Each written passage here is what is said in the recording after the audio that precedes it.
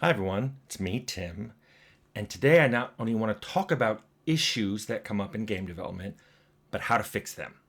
I know it's dark, but Uncle Tim's got a lot of work to do today, so I had to film this early.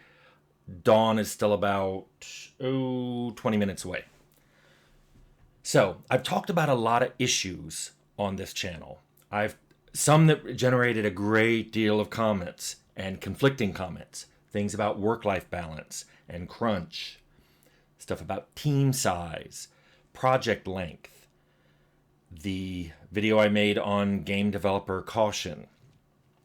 So, before I start talking about how I think we should talk about solving some of these, let's just talk about those videos and kind of a context around them. First of all, if you go back and look at the videos and listen carefully, I'm not blaming any group for those causes, for those problems. I'm careful to avoid that. I'm careful to say these are the things that happened, but I don't say why, and I don't say whose fault it is. But if you look at the comments, people are really quick to judge. They're really quick to go, oh, that was a bad person. That employee was horrible. That boss was horrible.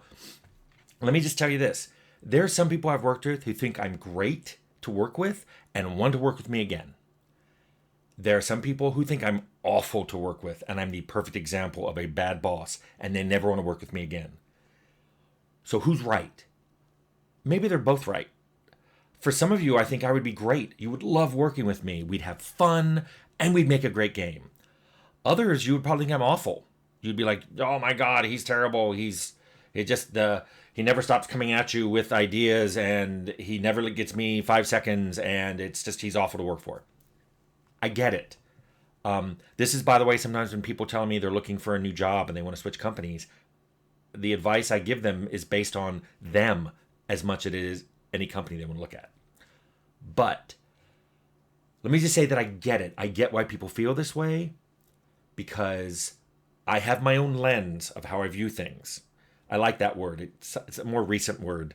I used to say perspective or my nuance or whatever, but I have my lens.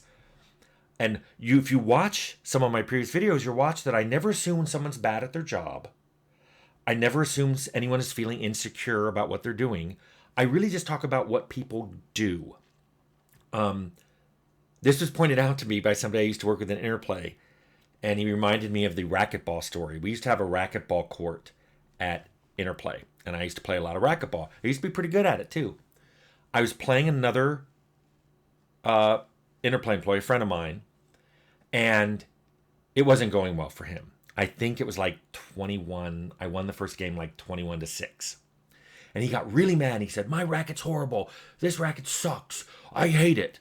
So I walked up to him and I grabbed his racket and I handed him mine and I went back and I served. And we played another game. Didn't ask him to do it, just started playing another game. I won like 21-4. He threw the racket, which by the way was my racket, he was holding my racket, on the floor and stormed out. And I didn't understand what had happened. So when I was back at my desk, I went and talked to somebody. By the way, it was Eric DeMilt, who was later on the producer for Fallout 2, and I worked with him at Carbine. I worked with him at Obsidian. He was the producer on Outer Worlds. Very good friend of mine. And he said, you don't understand what you did? His bad racket was a good excuse for him, and you ripped that away from him. You made him realize that you were just beating him fair and square. And I was like, but wouldn't he want to know that and play and get better? And he was like, no, he wanted to blame his racket. Why am I telling you that story? Well, I mentioned lenses. Everybody has their lens, and it colors everything they see. You have it. I have it. Everybody has it. I try to avoid my lens as much as possible by taking notes and only reporting what people did and said. But even then, I have a lens. Here's the lenses I see being applied to my stories that I tell here on this channel. The big one is heroes and villains. People will hear the story, and despite me telling them not to do this, immediately say, well, that's the good guy and that's the bad guy. This is the hero and that's the villain. She was the hero and he was the villain. It was like, it's always heroes and villains to some people. they can't understand that some people sometimes do something bad, but are usually good. And some people sometimes are usually bad, but occasionally do really, really good things. And you can appreciate them for doing those good things. Another one that I see a lot, that's why I did the ageism video, is people love to put everything as young and old. Oh, that's just what old people think, or all young people now are blah, blah, blah. No. I've worked with some phenomenal people over my career. I've gone from being the youngest person in the room at 16 to being the oldest person in the room at 58. I've seen young people do stupid things. I've seen older people do stupid things.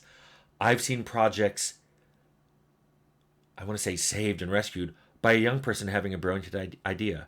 I've seen the same thing happen when an old person said, you know what helps in this situation? And they have wisdom and experience, and that helps too. So that lens really annoys me because I'm like, some people just use it on everything. They just apply it to everything. My car broke down. Somehow a young person is responsible. There's also a real common lens of hardworking versus lazy people, that some people are incredibly hardworking and some people are lazy. The problem with that is some people have a lot of energy, but then the work that output they have is low, or the work they make isn't very good. Why some people think a lot before they act, and then they'll think for an hour, and then they'll create in 10 minutes a wonderful diamond piece of code or art. From the outside, sometimes they look lazy or hardworking, and sometimes they don't. It's a bad lens. And a similar lens is, and I see people doing this all the time, and this is a much more recent one of employer versus employee. I see people assume, well, that's the employer. He's bad. He's evil. Everything bad came from the employer. And then I see people going, nope, employees are lazy. Employees are terrible. Thank you, Windows. And that's not good either. Once you start doing this employer-employee schism, you will miss out on problems that exist right in front of your face because you're assuming the wrong cause. So let's talk about that. Let's talk about how to solve some of the problems that come up. And I'm talking about crunch. I'm talking about game developer caution. I'm talking about estimating time to do things. First of all, there's 3 steps. The first step is agree on what the problem is. You would think this would be easy, but I sometimes see people deny that there even is a problem. They're like, no, everything's fine. This thing that you think is bad is normal. It's that meme of the dog drinking tea while everything's on fire and saying, I'm fine. Some people don't even acknowledge there's a problem. Some people think the problems are different. Oh, that's managers being evil. Oh no, that's employees being lazy. So you have to, first of all, agree on what the problem is. That's step 1. And then step 2 is agree on the cause. So, like when I was talking about crunch, some people are like, well, the cause is just bad management. It's always bad management, and I will hear nothing else. Other people are like, nope, lazy employees, not getting their stuff done, talking around the water cooler for hours, and then going, oh no, I have something I have to finish today. Let's just say that there's a number of causes, but until you agree on what they are, you're never going to fix anything. And that, I think, is one of the hardest steps, is agree. Even if you agreed that there's a problem, agreeing on the cause is often very hard to get people together on. And then step 3, agree on what the solution is.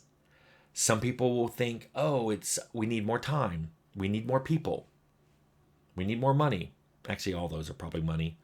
Some people think we need a clearer design. Other people are like, no, we wasted so much time on design that we need to dive in and do rapid prototyping.